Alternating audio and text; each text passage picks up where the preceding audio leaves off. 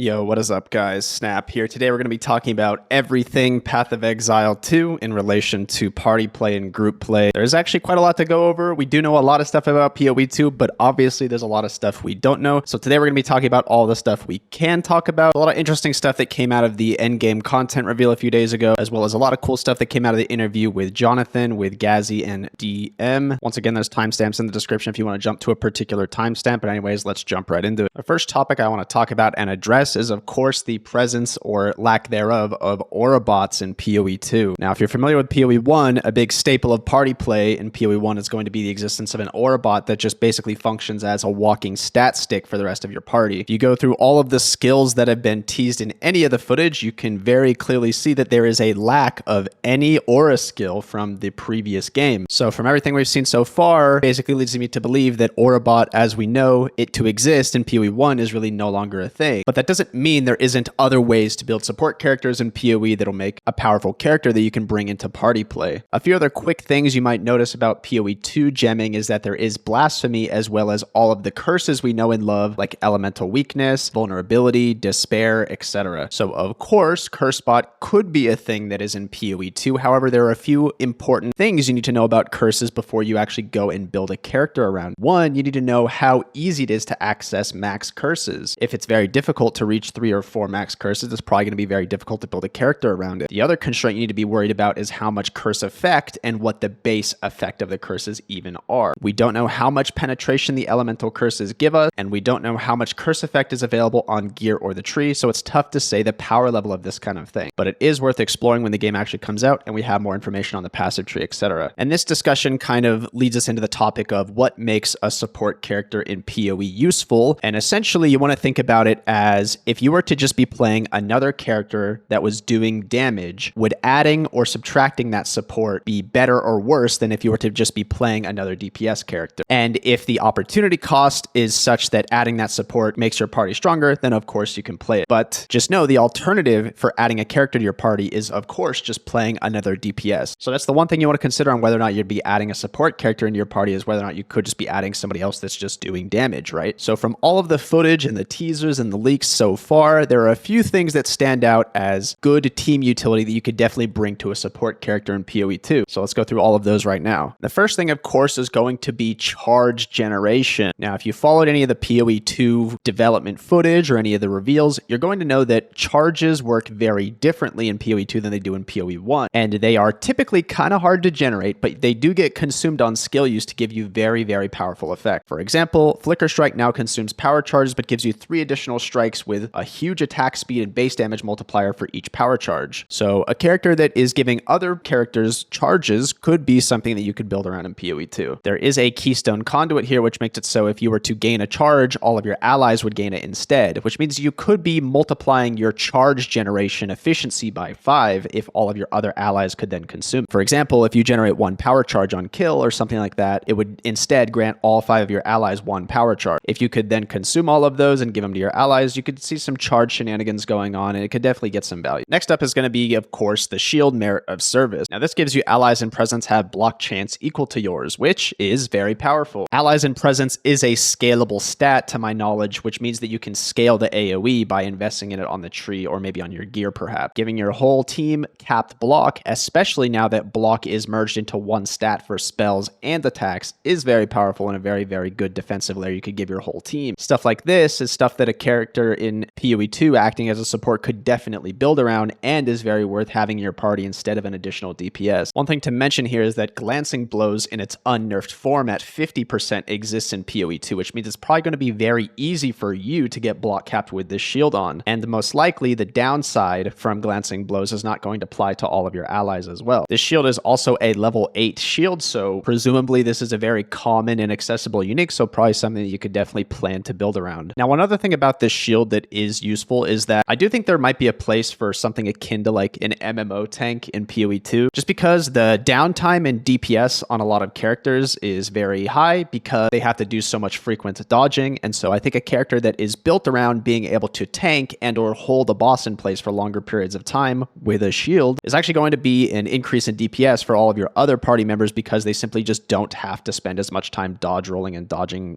melee attacks and stuff that they would otherwise be obligated to dodge. dodge. Next up is going to be this Endless Night Crystal Staff. It gives you the unique effect of enemies chilled by you have no elemental resistances. Anybody who's played POE1 knows that this is an exceptionally powerful effect, and getting to ignore elemental resistances on any mob you're hitting is a very big boon, and definitely something that you can incorporate into a support character if you're going to be playing in a group in POE2. So this is definitely something to look out for. Next thing to mention is a node called Mass Rejuvenation. This gives you an effect where allies in your presence regen 2% of your max life. This is definitely something that can be built around. If you get a character that's just life stacking a ton, you can then give a bunch of regen to everybody in range. Now, conventional POE1 wisdom would lead you to think that this would be stackable, in that this is just a regen buff granted to everybody and not really coded as an aura where the most powerful one would apply, but we'll have to just see on that one, of course. Now, next up on the list is, of course, going to be Link skills. Now, this was in the open world games video that was from the LA early access reveal that was a few weeks ago, and in his video, he hovered over some Link cast speed skills, hinting that Links might exist in POE2. Now, this build is a few weeks old, maybe this content got cut, but in the passive tree reveal that was in the video, you can clearly see that that same Link wheel is still here. It kind of looks like, a Link. So,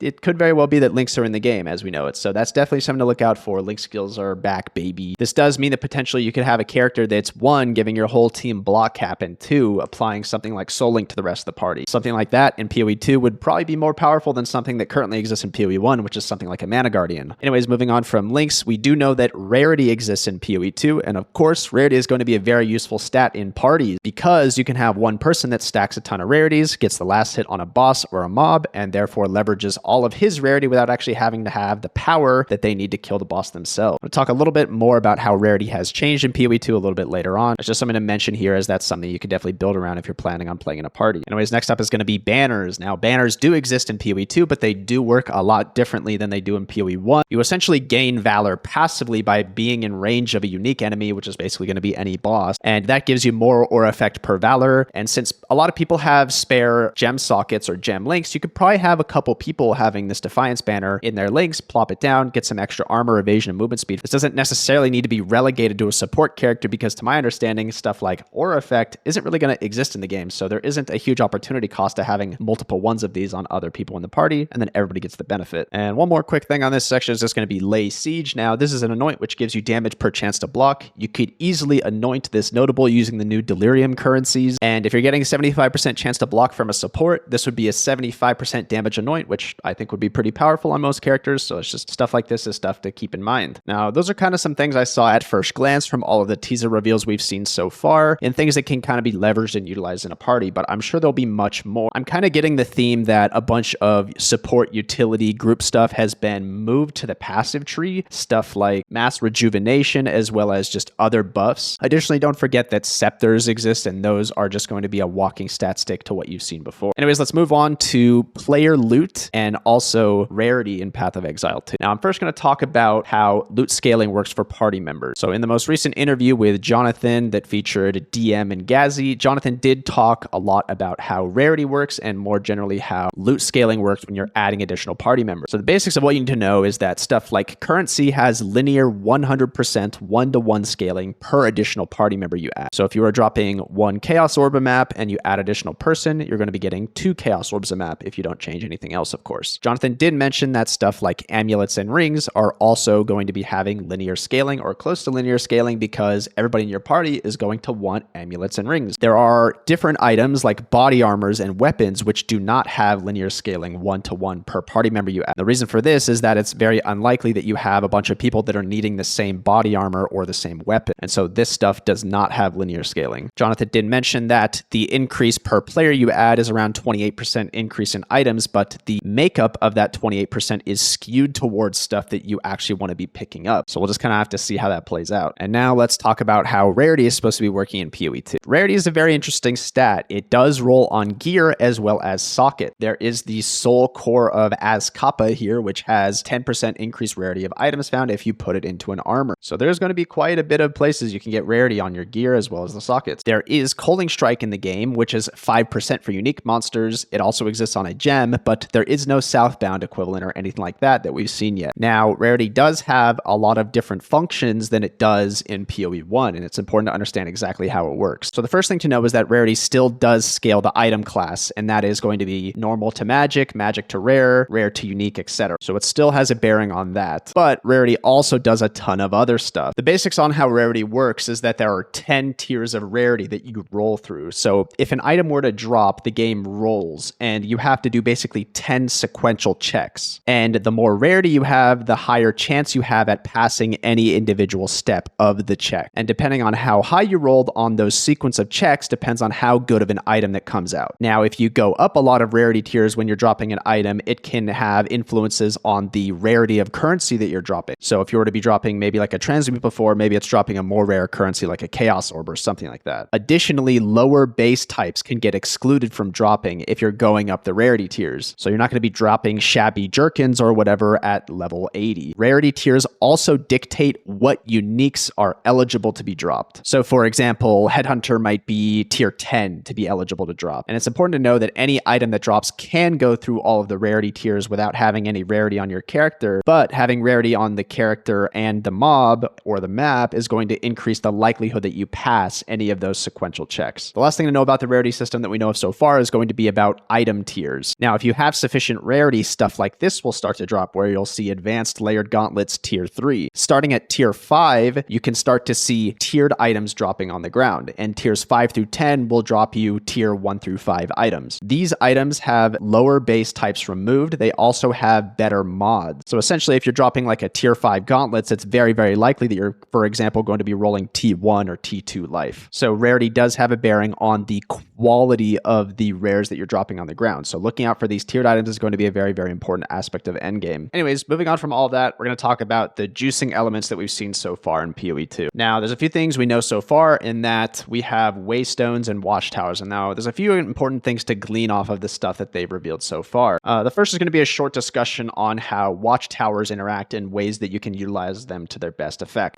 Here I just drew some quick stuff in Photoshop. Let's say all of the green circles here are watchtowers and all the red nodes are mapped. There is a specific way you want to path for juicing around these towers, and that is, of course, to just completely dodge any stuff in the middle that has the most overlaps and take a path around the outside that hits all of the watchtowers so that you can then go through the middle and clear all of them up after you have all of the watchtowers activated. This section in the middle is going to be where all of the mechanics are overlapping, and so you have a big incentive to not run all of those maps that are in the middle of a bunch of concentric circles so that you can get the most juice. Now, this is also useful in a party because you can have multiple people that are basically setting up your watchtowers at the same time concurrently, and when everybody in the group has a juicy watchtower rotation set up, you can run them all at once together in a party. This will give you very high uptime of juicy content in 6-man. There is some other stuff that we saw in terms of juicing. That is, of course, going to be delirium. You can anoint your waystones with these deli orbs or skulls or whatever, these distilled greeds, and these actually have a variety of effect. The first green one they put in had 18% delirium with 1 additional unique monster modifier, and this yellow one they're putting in gives you 10% deliriousness and 35% rarity. And these are functioning as anoints, and so there's going to be a lot of different colors of these, which means that there's probably a lot of different effects of these delirium orbs that you're applying. So this is definitely something to look out for. There is no opportunity cost for putting delirium on your map. You're not necessarily like choosing to put delirium on it. It's just something extra you put on top because you can just anoint your waystones with it. After you put delirium on, I think honestly it's so tough to say what's going to be the next best shoe-in mechanics. I think Breach looks powerful personally, but also Expedition could be something that you run if, you know, multiple people are getting currency, but historically in PoE that's never been the case, so I wouldn't count on it. Ritual also does seem to spawn a lot of monsters, but once again, typically only one person gets to shop, and so I would count on that being the same system in PoE2. That's kind of most of the stuff that I've seen that is kind of notable or potentially powerful going into the PoE2 early access that we've seen so far. Our current plans are to play basically one block/link support that is mostly going to be defensive, but probably has some offensive utility as well. We're going to have a second setup character that is either going to be spawning gas clouds or applying elemental ailments, maybe some curses here or there. We don't really know the specifics of that yet, but we think that there's going to be a very powerful setup finisher dynamic that you can run in a party where one person is spawning a bunch of gas clouds or a bunch of pylons, and the other party members are like consuming or blowing it up. And then past that, we're just going to be running 4 DPS because we don't really know enough about the game to be making, you know, meaningful meaningful supports. So we're going to make supports with the things that we do know, that we do think that'll be powerful, and the rest are just going to be filled with DPS slots. Planning on probably going for mercenaries at the moment with cluster bombs. Cluster bomb to us is looking good, so that's basically what we're going to start on, not knowing anything about the game or the passive tree. Anyways, I hope that helps some of you guys, collect some information that has been scattered all around the PoE subreddits, that kind of thing. Excited to see, the rest of the ascendancies, that kind of thing. I'm pretty excited about PoE2 and all the stuff we have so far. Hopefully it'll be a lot of good fun. Once again, if you have any questions, you can always leave in the comments. I'll try to answer them the best I can. I'm Snap, and thanks for watching.